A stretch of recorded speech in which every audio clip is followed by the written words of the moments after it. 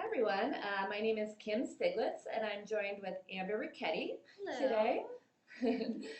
And we are going to talk about lifecycle marketing, and we're going to jump right in because we have a pretty action-packed webinar this morning. So getting started, first we're going to start with the basics. What is lifecycle marketing? You might be wondering, why did I join this webinar? What is this all about? Do I need to be here? So in a nutshell, it's leading a customer or a prospect down a path to take the desired action you want based on where they are or what actions they may have taken or not taken. And we're going to do a deep dive on this, but this is very introductory. And, it's really about making sure you have very targeted and relevant content. And we're going to talk about exactly what that's going to look like. So why is it important to do lifecycle marketing anyway? Well, Jupiter research indicates that lifecycle email campaigns can generate as much as 9 times greater results than your traditional email campaigns. And very few email marketers, retailers, small businesses are really taking advantage of this very customer-centric messaging about delivering the right message at the right time. And Gartner research also tells us you can see as much as a 600% lift in your performance of your emails just by targeting the messages to your customers.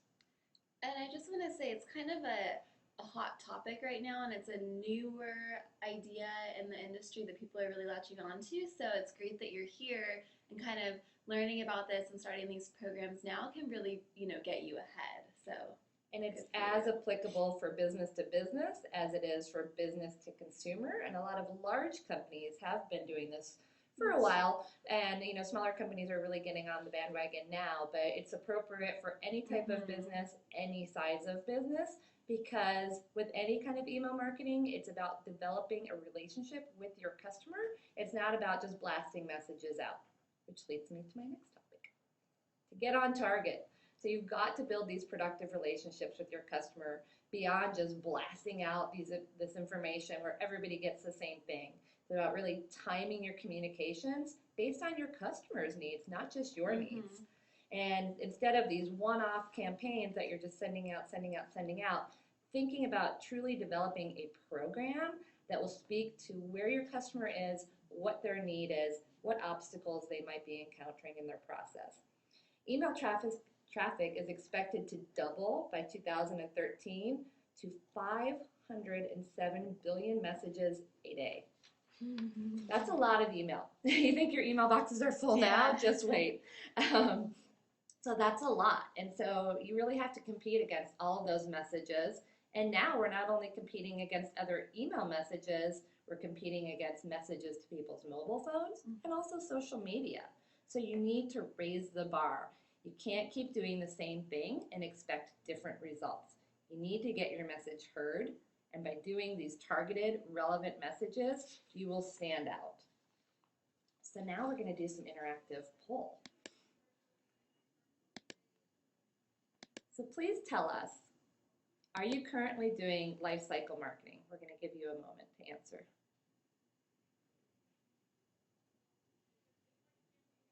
Ooh, it's fun to watch the results. Interesting feedback we're seeing. Exactly. I'm going to give you another 15 seconds. Okay, numbers have stopped. We're going to close the poll. So very interesting results. It's a little bit what I expected to hear, but so 65% of you, and that's great that you're here, say no, you're not sure what it's all about. By the end of this webinar, you're going to have a good education on this and be much better prepared to put your foot in the water. 27% of you are sometimes doing some lifecycle marketing, but you're not very consistent, which that's fine. This is a good step towards that. And 8% of you say yes, and it's very valuable to your company, so that's fantastic. And this may be a little bit more basic for you, but you might have some good questions for us at the end as well.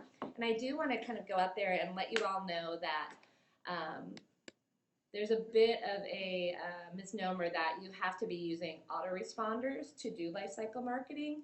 And while that can be really helpful, it is not mandatory. So if you don't have, autoresponder technology and things like that, it's quite fine. We actually don't have We it, don't, and we do this. We do and we do this successfully. successfully too. So you don't have to be afraid or anything like that. So I'm going to hand it over to Amber. Yes. Give her the keys here. So as you can see, we have 6 keys to lifecycle marketing.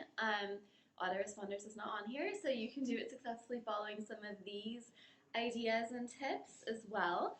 So the first one really is to define your goal, and that's really by determining what phase your customer is in the life cycle, what are you trying to get them to do, and then matching those two things together to determine what action you're trying to get them to take based on where they are. And we'll go into that in more depth in just a minute.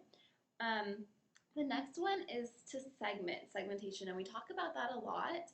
In vertical response, we actually have a great segmentation tool, but what it is based on your audience and where they are in the life cycle, segment them and then use those targeted lists to send targeted mailings, which leads me to the next two, which is personalization.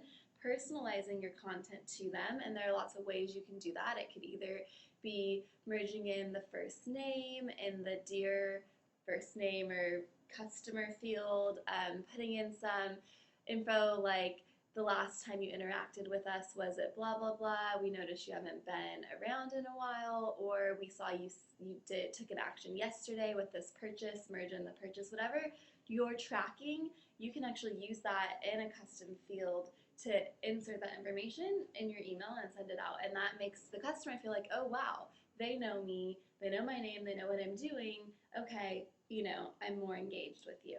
And like we said, it's all about building that relationship. So anytime you can, kind of break down those barriers where it feels like a company selling to a customer and make it more about person to person. People buy from people, not from companies. So when you can kind of break down that barrier and acknowledge somebody on a very personal level, acknowledge their birthday, acknowledge a recent purchase, it really breaks down the barrier of feeling like a company communication. It feels very personal. Yes, exactly. And then the next one kind of goes along with that, which is relevant content. So make sure that the email that you're sending out makes sense to your customer. And this also goes along with the being engaged and creating a relationship. Based on where they are in the segmentation and what the goal is that you're trying to achieve, you want the email to reflect that. So if they just made a purchase, you could talk about the next purchase and encourage them down the path. But if they haven't made a purchase and you send an email talking about their purchase, it's kind of like, whoa, what's going on here? This company doesn't know me at all. They're way missing the mark. So you want to be sure that the content makes sense to them so that your customer isn't going, why am I getting this email right now?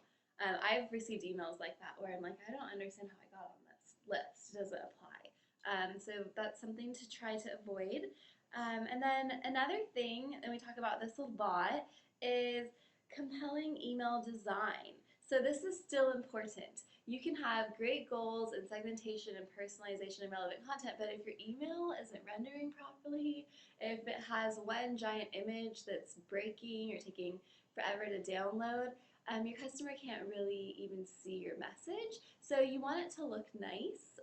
It is still important. The aesthetic is still important. So that coupled with these other keys will lead you to success. And then you really, think about the fact that you have 2 to 3 seconds to get someone's attention when they open your email. So it needs to be very clear within 2 seconds what you want that reader to do, having a very clear call to action. Because if they have 2 seconds to look at that message and they don't know what the heck they're supposed to do, like you're like, why am I on this list? What am I doing?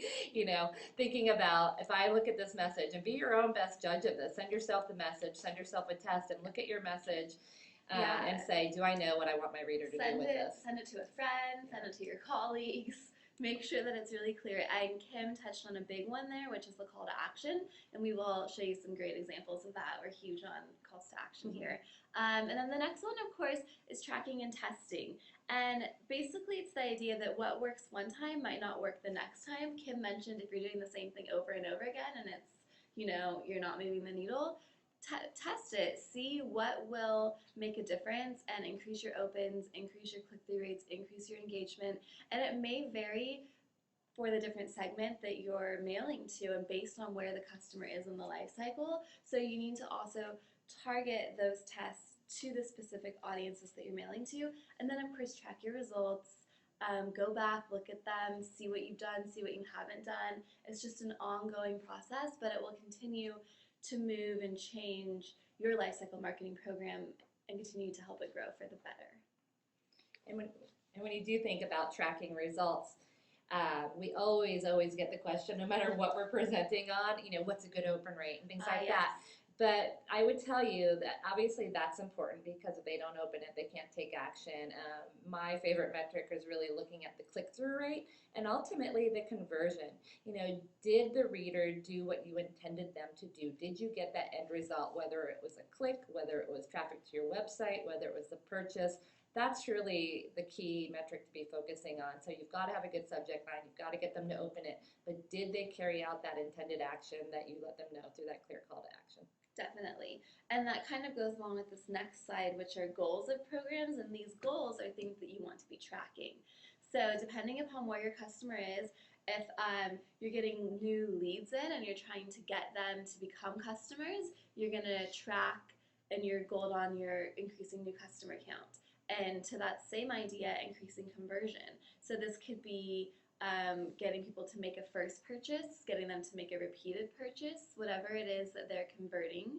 And then increasing revenue. That's something that we monitor here a lot, especially in our retention side of the customer life cycle. Increasing engagement and loyalty, that's a big one. Are they interacting? Are they clicking through and watching that video that you want them to watch? Are they clicking through and downloading a guide? What is the increased engagement? And are they coming back? And then, of course, increased referrals and word of mouth. Word of mouth is a lot harder to track, but you can kind of see it, especially on social media. If you're getting some, retweets, or your tweets are getting retweeted, and then those ones are getting retweeted. There's a lot of chatter out there that you can kind of monitor. Especially if you are including social sharing links in your programs and your campaigns, then you really can start to see that word of mouth, where people are actually starting to share your content out there on the social networks. Definitely. And then the final one here is just decreasing churn. And so this is for us, and your company might look at it a little differently, but is people that are disengaged. So they haven't taken an action with your business in a certain amount of time, and can you decrease that amount of time? And churn is kind of a scary sounding word, but it's either they're unengaged or they're leaving and they're not they're not active anymore. Right. They're not doing what they had done in the past, and it's something a lot of B2B companies look at. But I think what a key point on even the title of this slide is, it's a program. It's not just a one-off email. And so, when you sit down, it can be a little overwhelming, but if you sit down and you think about the steps very logically, and you map out, Amber and I do this all the time with Post-it notes on the wall, and we map out, here's the beginning of the life cycle. What messages do we want to send, during this phase? Okay, then what messages do we want to send at this phase? And it's important that you do that, because then you can also define the rules around who you're sending what, because you really want to consider, is there going to be any overlap in these audiences and in this messaging? Because what you don't want to do is to overmail people and have them getting 2 or 3 emails in a day, because maybe they fit different business rules. Maybe they're in that new customer, but then maybe also you're sending a message about loyalty. So it's very important to kind of map everything out from A to Z and define your business rules and make sure that you don't have overlap. And something that Kim just said that I want to share real quickly is, if they're a new customer and you want to send them a loyalty program, also going back to, is it relevant?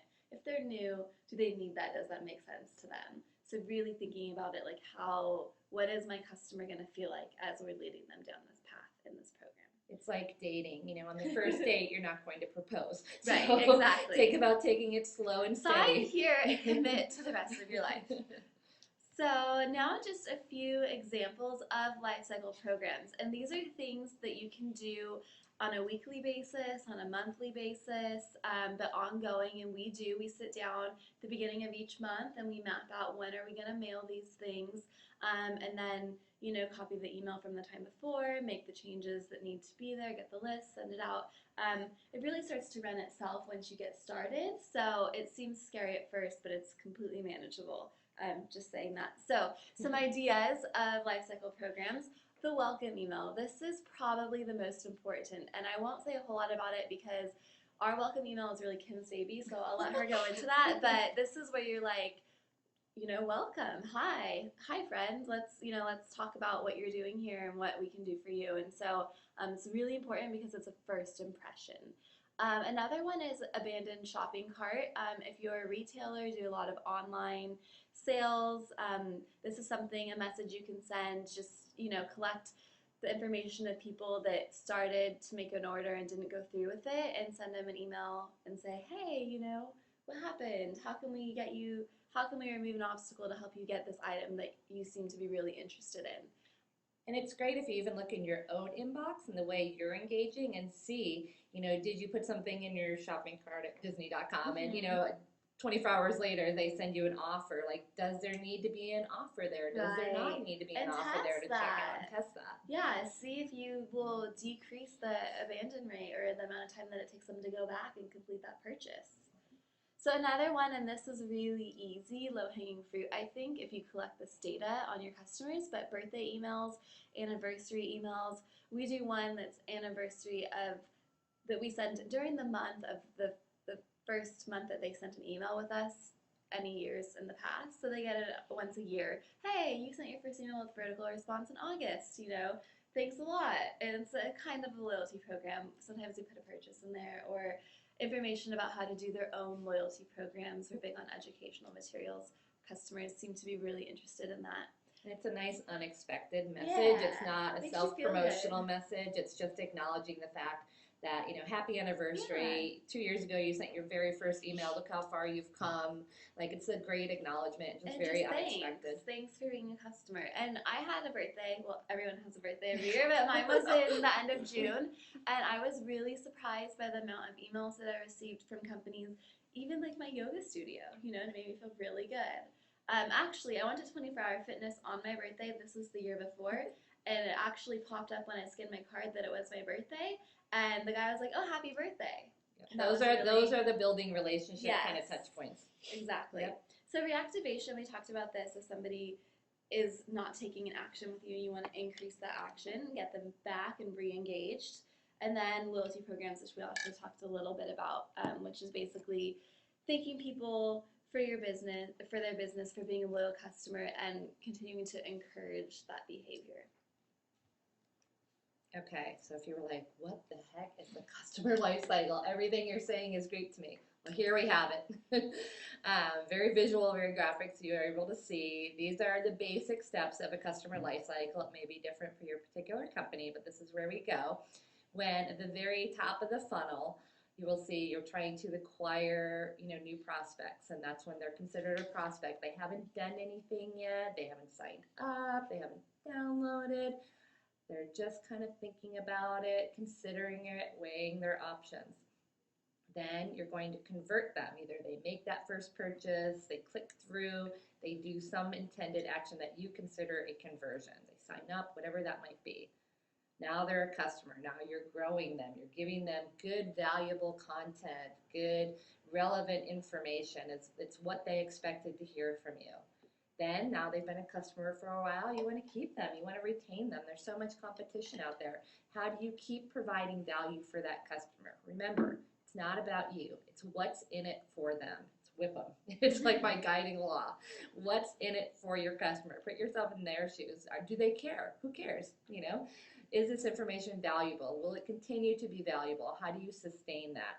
And then if they start to fall off the wagon, get them, reactivate them, bring them back, recapture that customer. Remind them of what value you have given them in the past and what you're going to provide for them in the future. So now as you start to develop your program, think about this scale, this little stepping stones, this path. I want you to think about this as a path, and each one is a stepping stone. Where are they in this process? Does your communication match to where they are in the process? As Amber mentioned, segment your list to matches. Don't just send out the same message to everybody, no matter where they are. If I'm sending out the same message I'm sending to reactivate to the acquirer, it's going to be a hot mess. So you don't want to do that. And think about, as you're on each one of these stepping stones, as you're on this path with your customer, what obstacle might they have? What must they overcome? If they're a vertical response prospect, we want to make sure they know how easy it is to get started, that there's no cost, it's a free account, that once they do want to send an email, it's very affordable. We want to anticipate what these obstacles may be and address it head on, honestly, openly, transparently, so they can make a choice and a decision based on where they are. So matching that message with what your desired outcome is. When we're at the prospect, we want to tell them all the great value that vertical response provides for their business. Once they become a customer, we want to tell them how much it can continue to help them, what other products we have that can help them grow their business. Does that make sense? Oh, my baby. I'm so glad that you're all on this webinar today because this is truly the baby. It just launched this morning. It's been a long road, Yes. but we got it there. And as Amber had mentioned, if you're not doing a welcome email, it's the first thing I want you to do when you get off this webinar. If there's one program that you create after this webinar, this is the single most important thing that all companies should have is a good welcome letter, because it is your very first impression and it's the easiest one to do. All you have to do is, based on your new subscribers or your new customers, pull a list of that once a week and send out that campaign. As Amber said, you could just keep copying the same one and make any little tweaks or changes that you need. And this is our back-end version, which is why you say hi first name, vertical response customer. It wouldn't look like that. But, we really tried to step it up. Our old welcome letter was very outdated. It very much felt like it was from a company. Here we took the line of it's coming from our CEO. It's Janine Popick. She's the face and really, the woman behind the brand. And so we have her picture in here. It's a letter from her. It's very personal. It talks about, why she founded the company and what she wants your business to get out of it. It talks about your free trial and how many free credits you have and, how long you have to use those. And then it has 3 quick steps to get you started. It's very clear what you need to do. It's only 3 steps. Couldn't do that. And then she signs it very personally. Cheers, friendly, not best regards or something, sincerely, very corporate sounding. It's very much her. Cheers, and it has her signature in there. So it's very personal, and it starts to build that relationship from the very first day. And so here are just a few other examples of welcome emails. The one over here on the left, I'm going to Denver, so that's why I was researching some of this stuff. The one over here on the left, what I really liked about it is the welcome's very big and noticeable. It's very clear what this is. They're asking for you to add them to their address book so you don't miss anything. I like how they show Denver not in the winter. Yeah, it looks really pretty, right? And then another thing that I wanted to point out was the call to action button. They have a very nice call to action button that says learn more. So it's very clear what's here and also how to find them on social media. They even have a mobile app and all that stuff's available. They're not pushing anything on you really. It's just here's a bunch of resources and, hey, thanks for planning to come visit Denver. The one on the right is actually a welcome email for signing up for their email program. So this is a little bit different, but I also wanted to point it out to you. What I like about this is it also says welcome, very clear, and then they tell you what it is and they're setting up your expectations. So they're saying once a month we're going to update you with the latest news so you know what's coming and what to expect. And that's a great way to start to build a relationship and let people know. So is there a tie between Peanuts and Southwest Airlines? Yes, they serve peanuts. They serve peanuts, so that makes sense. True. So I'm like, why is it in a nutshell? Yeah, so when point. you talked about email design, I was going to say what I think I love about both of these too is they tie in the fact that they serve peanuts on the airplane. So if that's you have allergies, don't fly on them. And then on the Denver in the upper right, they've got their logo, which is like the little mountain scene. It's very clear what it is. Yeah. Very consistent branding, which is what you were talking about earlier with your email design, really enforcing that branding, being very clean and consistent. Yes, and I like on the Southwest one, they also have an image of what their newsletter looks like that you're going to receive on a monthly basis. So when it lands in your inbox, you're like, oh yes, okay. Yes. So here's a few more. There's one from Ace Hardware. This is a welcome email, and what I liked about this, they're saying now you joined us, you're going to get emails for set up expectations, and then they also are offering you a value offer. So they're giving a discount for going and making your first purchase or a purchase after signing up within a certain period of time. And then they have a nice call to action button which says save today. It also has consistent branding, the logo, the colors match, and then they have the social media at the bottom. And then this one from Target is just really cute. I mean, everybody recognizes the actual Target itself. That's all over the place.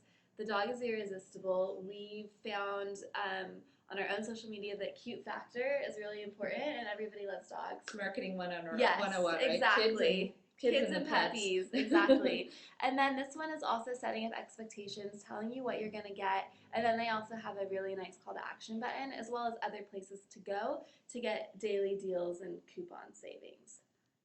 And before we go down this slide, I want to go back to the slide with the customer life cycle on it, because before I get to the next example, I want to just remind you that as you're going through this customer life cycle, because now we're getting a little deeper into it, you want to continue to move them up the value chain. And so I think that Ace Hardware with the offer in there, you know, they just acquired you and now they're trying to convert you. So right away. They're getting a little aggressive there, which is true. fine, but it was a nice soft play and it added value. Yeah. So you can think about, you know, if you don't have a lot of time to do multiple, you know, messages, to be able to combine those steps where it's appropriate. And that's also something to test, right? If people are going to convert on their own within a certain period of time, you don't need to give them an offer. But if it's past that window where people are kind of sitting on it and you need to encourage them, maybe it's 2 weeks down the line, you want to send another sort of email with an offer that says, hey, you know, you joined us a little bit ago, let's, you know,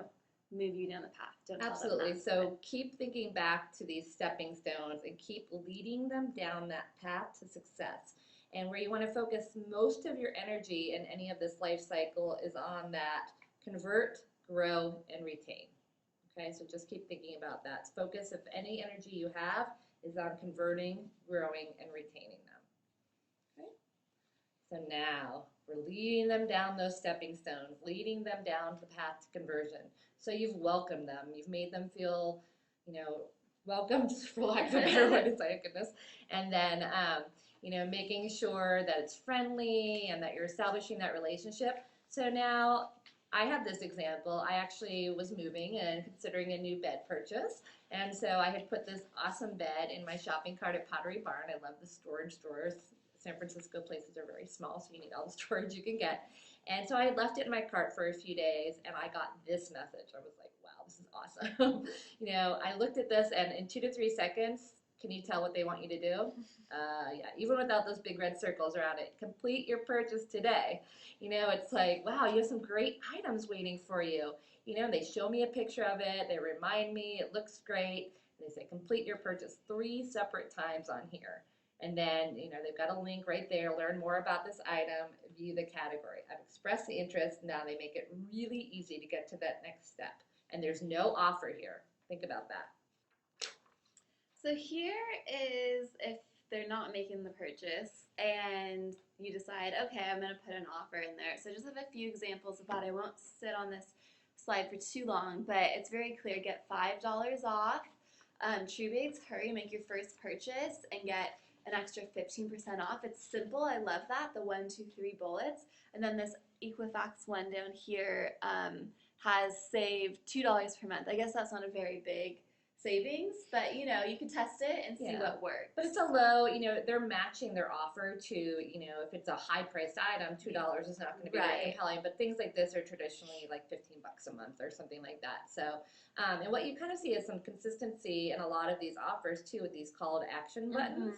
And we've done some extensive testing on the buttons, and we see about a 26% higher click-through rate on our buttons versus just a text link. So that's also something you can test as well. And these have a sense of urgency. They're telling you when it expires. So by July 21st, the Equifax one has a limited time offer.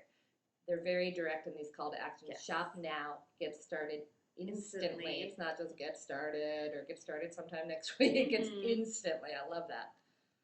So as you're leading them down the path, you know, that we keep talking about getting them to do that intended action. When your reader or your subscriber gets to that point, we call it the aha moment. And it's all about getting them down this path, getting them to that next stepping stone, to the aha moment. And, I tend to do a little bit of online shopping once in a great while. And I received this email from a company called Guilt Group. And what was great when I first signed up for Guilt was that they asked me my size.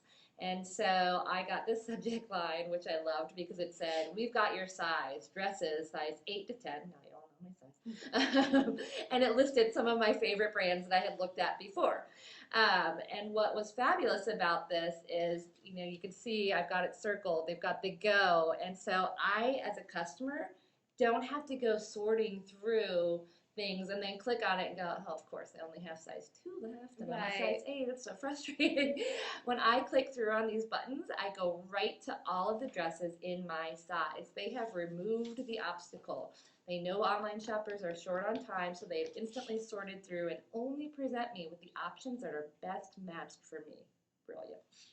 It is brilliant. And I might have to convert it up. Don't tell me how. So, and Kim wasn't fully forthcoming when she said she made you once in a great while some online shopping. We're all pretty online shopping addicted over here. Research. Yes, exactly. So this is great. So now where we are is you're walking your customers down the life cycle and they've converted, and now you're working on retaining them as customers. So you want to keep them loyal. Here are a few examples of loyalty programs for you. We have insider programs, email bonus rewards, happy birthday emails, which we talked about, anniversary emails. You can even get fancy with some rewards programs or cards. Points programs are also pretty popular. And mileage programs, especially if you're like a airline, and just general members programs. And I have a few examples here. So here's one from Borders, and they have this partnership with Seattle's Best, and so if you use your rewards and buy a certain number of books, you then can get a free beverage. Unfortunately, I think Borders is going out of business, but I used to love that promo. I used to love to go in there and get books and discounts on coffee. And then, of course, there's United Miles here, and you can earn miles various ways via flying or using a credit card or whatever, and then you can use those miles to redeem different things. They're pretty fancy about it, but I think that they're kind of the epitome of an amazing points and miles program. So I also have a stat here that I want to point out to you. It says B2B marketers report most of their new sales come from current customers, but only 1/2 say their companies have departments that focus primarily on customer retention. So this is really interesting because if most of your money is coming from customers that you've already converted, that's pretty much where your efforts should lie in keeping those people engaged, because once you've got them, it's easier to keep them than let them fall by the wayside and then convert new customers. You're kind of wasting money and time, and you're losing a relationship. It's a lot cheaper to keep a customer than to get a new one. Yes, it absolutely is. And there's so many opportunities now too with social media to do great loyalty programs. You can have people, exclusive offers for your Facebook fans or for, people who follow you on Twitter. There's programs like Foursquare now where you can reward people who check in, on their first check-in, they get a free appetizer, or if they're the mayor of your company, they get a special reward. So really starting to think outside the traditional box, and you don't have to be complicated like that at all. Mm-hmm. You can have, how many of us are carrying around 5 million punch cards in our wallet? Totally. Every time you buy a greeting card, you get a punch. So you don't have to be terribly complicated about loyalty either. It's about building that relationship and building that loyalty.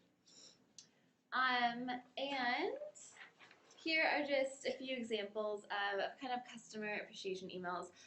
The first one here is from Yoga Studio, and it just says, Amber, it's your anniversary with Being Yoga. We want to send our sincere appreciation. They're not giving any sort of an offer. They're just saying thank you, a heartfelt gratitude, which is, very yoga-ish. So I love that one. And then the other example over here from Snapfish is a little different. This is actually the company's birthday, but they're throwing a party and they're inviting you, and they have all these great deals. And they actually did a great job. There was one, I think, for like every year they were around in business, and they kind of did a whole series. So it was pretty intricate and really great, and you can see the creative is very fun. Very brand appropriate. Yes. And then now, unfortunately, sometimes it goes sour. So you can't keep everyone happy all the time, and some customers do fall by the wayside. So you want to focus on getting them back. Here are a few ideas to do that. you can have a re-opt-in. So if they unsubscribe, send them an email and say, you know, we still have this program going on. We noticed you're not on the mailing list. Sign up with a new email address. Here's why you should, and just kind of try to get them re-engaged. You can include a coupon for your product or service to encourage them to come back. You can do a free giveaway. We do this sometimes and just give away free email credits to people that aren't around. Don't use that as a reason to not engage with us, though, if you're going to, for a few free email credits. And then if you have a new product or service enhancement and you know by way of maybe they sent you a nasty email or you conducted a survey and you know why they're not engaging with you, if you've actually addressed that, send them an email and say, hey, we know that you really wanted this pair of eyeglasses in green. We've got it now. So you can do something like that. Absolutely. If there's been something that's out of stock and all of a sudden it's now Right. back in stock, it's a perfect opportunity to engage. Okay, so now let's show you a few examples of this. So at the top, Amber mentioned sometimes, we test different offers. Again, these are our back-end examples, which is why you see the merge fields. We would not want to see them out like But that. you can also see that's an example of personalization. If you have the first Exactly. name, it's there. Exactly. So especially, in things like this where you're, trying to re-engage people, you want to be as personal as possible. So just addressing something, hi customer, we don't want to say hi customer. We want to say, hi first name. Like we actually know that you're a person. You're not just like customer to us. We noted that your company, so we're trying to merge in the company. Like we really know things about you and in a good way, not a creepy way. And here, because education and support is very important to our company, it's technology, we put in a guide on how to really evolve your email. And so guides are very popular and they have a lot of value. So instead of just saying, here's some free credits, we thought maybe the obstacle in that they're not using the service is that they're encountering some issues. They're having some trouble. Maybe they don't know how to design their email well. So let's give them a guide on great, email design tips to get the best results for your email. These are tried and true tactics that we've tested and we've put them, to the test here, and these things work. So this got great engagement, and there's a nice big call to action button there. Send an email. It's green. It's contrasting, and it has an action verb. Send an email. That's what we want them to do. It's very clear. On this other example from Crowd Savings, they're saying, we want you back. And to do that, they've given you a $10 coupon right in your account.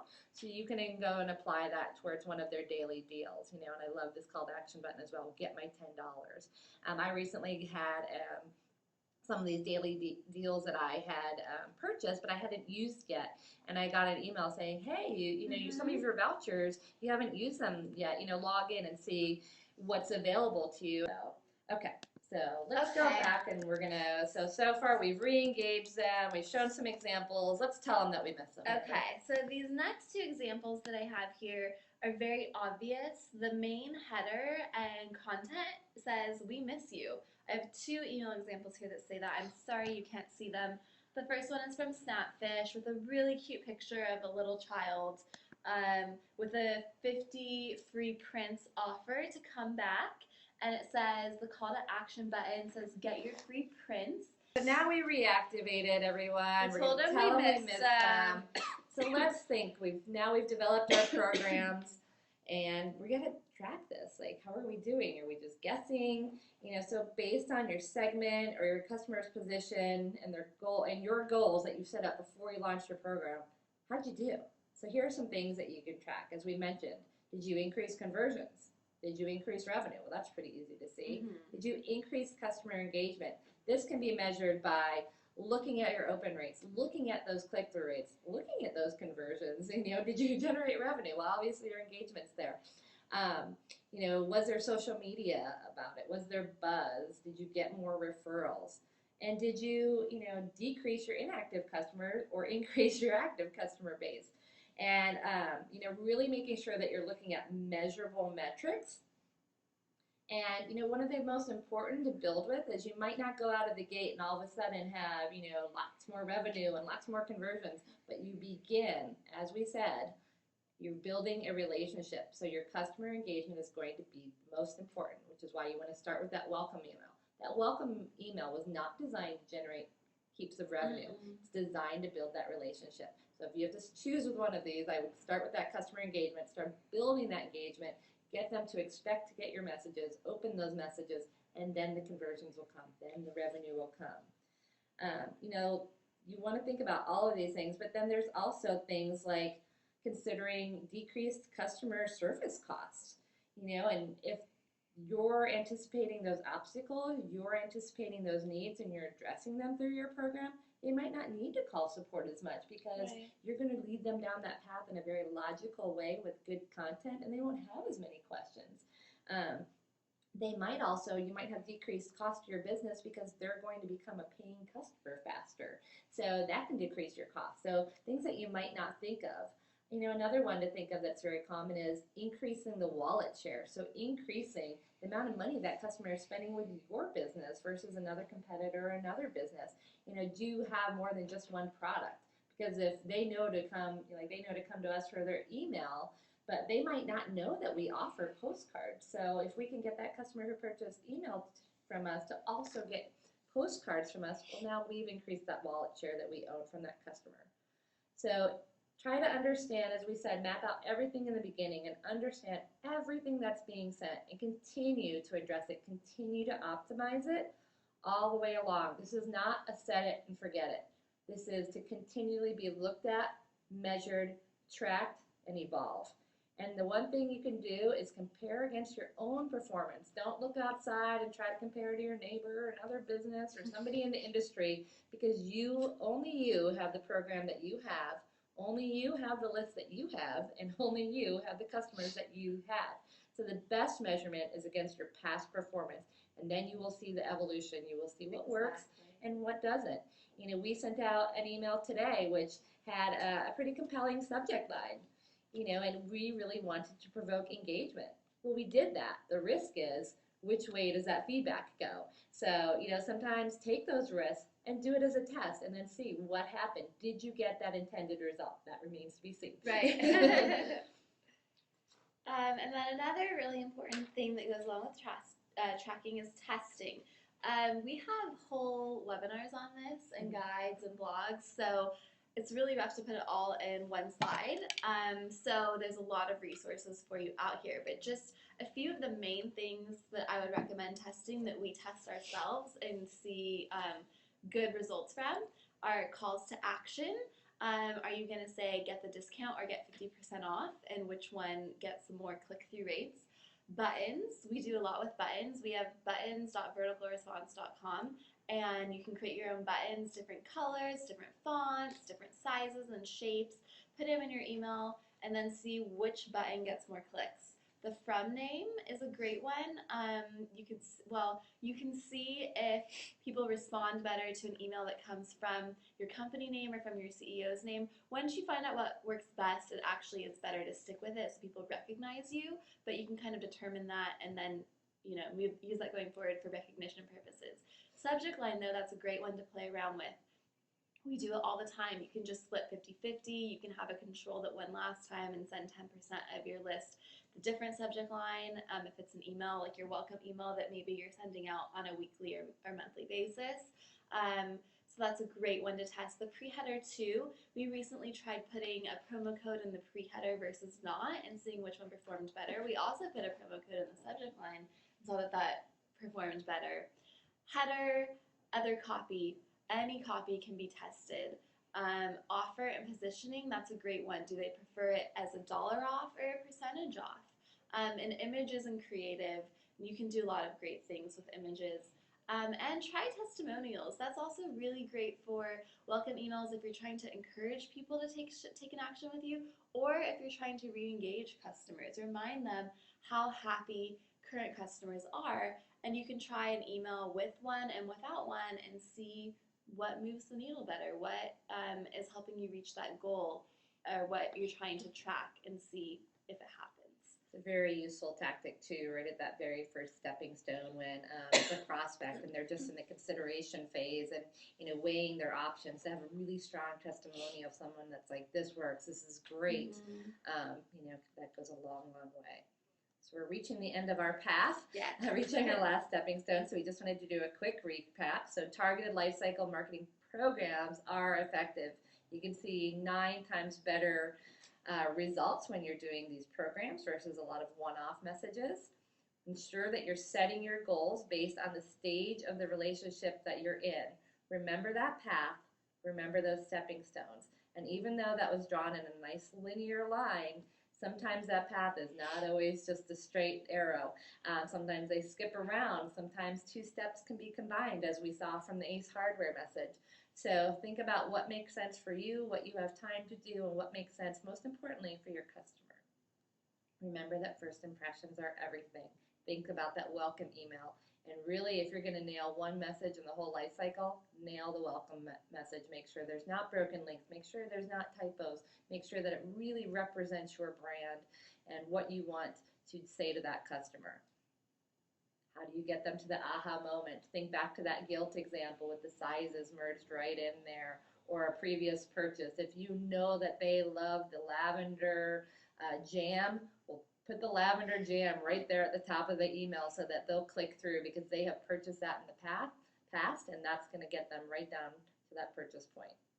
Help them overcome obstacles to convert. Remember, we told, it's technology. They might be afraid. They might not know how to make the email. So address those concerns and those obstacles head on in your messages. And bullet points, numbered lists, super simple. Right. Easy. Remember, in our welcome email, we had easy to get started. It's as easy as 1, 2, 3. That's all it takes. And tailoring your messages, as we've talked about throughout this whole webinar, and as Amber alluded to, making sure that they're personalized, that they match where they are, that they, match what they've done or not done. Most importantly, keep that conversation going.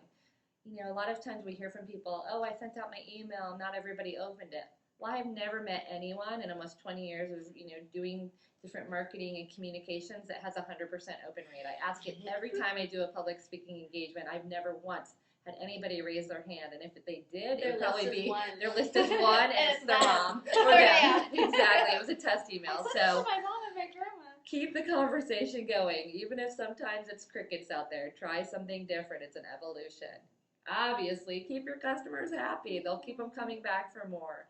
And if they do go sour, go get them back. You can do it. It's about positioning, being creative, and addressing their obstacles, right? This is one more stepping stone. They had an obstacle. They had a customer service issue. Their product fell apart. Be there for them in the moments where things go south, and you'll be their hero. You can go from zero to hero in a moment. It's just about doing the right thing. And most importantly, you can be doing everything great, but if you don't know it, how are you going to do anything? So track, measure, and test. I'm going to talk about a couple of resources we have available to you. You can go to blog.verticalresponse.com. We do 2 to 3, maybe sometimes 4 when we're feeling spunky. And new blog posts a week on all different topics, from marketing to social media and everything in between. Yep. We love Marketing Sherpa. They're another marketing company. They have wonderful resources. And our friend Jill, who's sitting with us today, helping us run our webinar, who saved us when we went down there momentarily, she runs the help.verticalresponse.com site. It is full of a plethora of fabulous resources. There's recorded webinars, 2-minute videos, text tutorials, everything you ever need to answer any of your questions, vertical response specific. And you saw those lovely call to action buttons we had all over our presentation today, and those were created for free using buttons.verticalresponse.com, and you just like an image, you pop them right into your email. They're created specifically for that. And one of our favorite challenges we take once a week here at VR is from Ann Holland. It's a website called Which Test One. You can sign up for her email, and she will send you an email each week with a new email test in it. She shows you 2 versions of an email, and it's called Which Test One, so you can test your own expertise. And I would say more often than not, I don't get it right. Get it wrong. And I've been doing this for a long time. And that's exactly why you should test. Exactly. Because what you think your customers are going to respond to, maybe they like something else better. Absolutely. So it's always good. You think you have a theory, and sometimes they surprise you. More often than not, they will. Okay, so now we're going to open it up to Q&A.